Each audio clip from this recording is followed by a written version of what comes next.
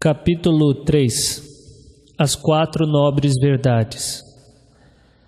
O ensinamento do Buda é chamado de Dhamma, uma palavra que tanto pode significar a verdade transmitida pelo ensinamento, como o meio conceitual e verbal através do qual essa verdade é expressa, para poder ser comunicada e compreendida.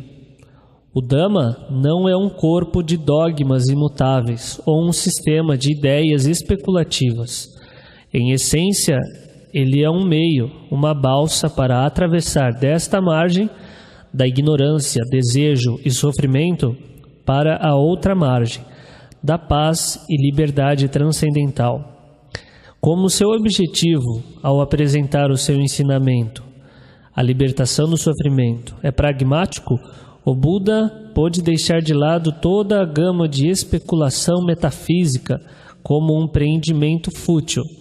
Ele compara aqueles que se dedicam a isso como um homem que, atingido por uma flecha venenosa, recusa a ajuda de um cirurgião até que ele saiba todos os detalhes sobre quem o assaltou e sobre o armamento empregado.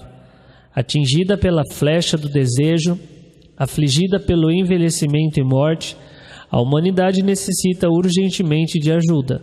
O remédio que o Buda traz no papel de médico do mundo é o Dhamma, que revela tanto a verdade da nossa problemática situação existencial, como os meios através dos quais podemos curar as nossas feridas.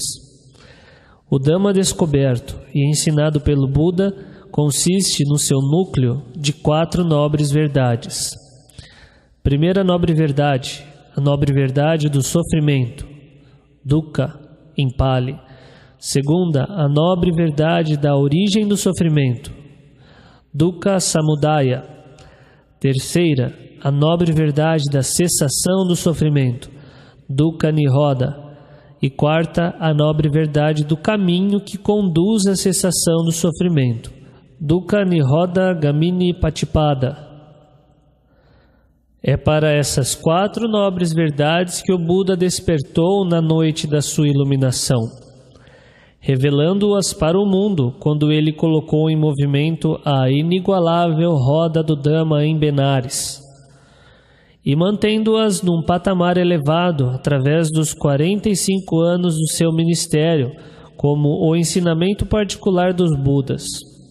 As quatro nobres verdades são explicadas de forma concisa no Madhyama Nikaya 9, dos parágrafos 14 a 18, e em detalhe no Madhyama Nikaya 141, enquanto no Madhyama Nikaya 28 o venerável Sariputta desenvolve uma explicação original das verdades, exclusiva deste sutta. Embora as quatro nobres verdades sejam apresentadas de forma explícita só de vez em quando, elas estruturam todo o ensinamento do Buda, contendo em si mesmas seus muitos outros princípios, da mesma forma como a pegada do elefante contém em si as pegadas de todos os outros animais. A noção fundamental ao redor da qual giram as verdades é dukkha, traduzido como sofrimento. Originalmente, a palavra em Pali significava simplesmente dor e sofrimento, um significado que é mantido nos textos quando essa palavra é usada como uma qualidade das sensações. Nestes casos, dukkha tem sido interpretado como dor ou doloroso. Como primeira verdade, no entanto, dukkha tem um significado muito mais amplo, que reflete uma visão filosófica completa.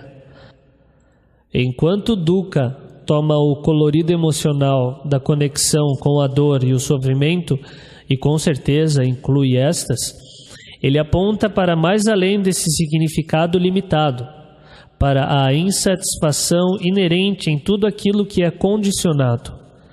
Essa qualidade insatisfatória do condicionado é devido à sua impermanência, sua vulnerabilidade à dor e devido à sua inabilidade em proporcionar satisfação completa e duradoura.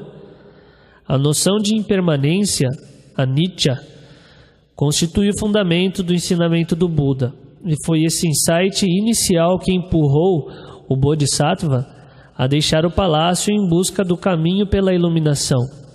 A impermanência, na visão budista, compreende a totalidade da existência condicionada, variando numa escala que vai do cósmico ao microscópico. No ponto extremo dessa escala, a visão do Buda revela um universo com dimensões imensas, evoluindo e se desintegrando em ciclos repetitivos, sem um princípio que possa ser determinado. Muitos ciclos cósmicos de contração, muitos ciclos cósmicos de expansão, muitos ciclos cósmicos de contração e expansão. Vide Madhyama Nikaya 4. No ponto médio dessa escala, a marca da impermanência se manifesta na nossa inescapável mortalidade. Essa nossa condição de seres atados ao envelhecimento, enfermidade e morte, possuidores de um corpo que está sujeito a ser gasto e pulverizado, à dissolução e desintegração. E no outro extremo da escala, o ensinamento do Buda revela a impermanência radical que só pode ser observada através da atenção prolongada daquilo que é experimentado no momento presente. O fato de que todos os elementos do nosso ser, corporal e mental, estão num processo contínuo, surgindo e cessando em rápida sucessão, de momento a momento, sem nenhuma substância persistente subjacente. Durante a própria observação, eles estão sujeitos à destruição, desaparecimento, decadência e cessação. Essa característica da impermanência que marca tudo que é condicionado conduz diretamente ao reconhecimento da universalidade de dukkha. O Buda ressalta esse aspecto ubíquo de dukkha na sua explanação da primeira nobre verdade, quando ele diz, em resumo, os 5 agregados influenciados pelo apego são sofrimento. Os 5 agregados influenciados pelo apego, Pancha Upadana Kanda, são um esquema classificatório que o Buda desenvolveu para demonstrar a natureza composta da identidade. O esquema compreende todos os possíveis tipos de estados condicionados, que estão distribuídos em 5 categorias. Primeiro agregado, forma material. Segundo agregado, sensação. Terceiro agregado, percepção. Quarto agregado, formações mentais, ou volições, intenções. E quinto agregado, consciência. O agregado da forma material, que em Pali é Rupa, inclui o corpo físico com as suas faculdades dos sentidos, bem como os objetos materiais externos. O agregado da sensação, Vedana, em Pali, é o elemento emotivo das experiências, quer sejam prazerosas, dolorosas ou neutras. A percepção, Sanya, em Pali, o terceiro agregado, é o fator responsável por notar as qualidades das coisas e também se responsabiliza pela identificação e pela memória. O agregado das formações, Sankara, é um termo abrangente, que inclui todos os aspectos volitivos, emocionais e intelectuais da vida mental.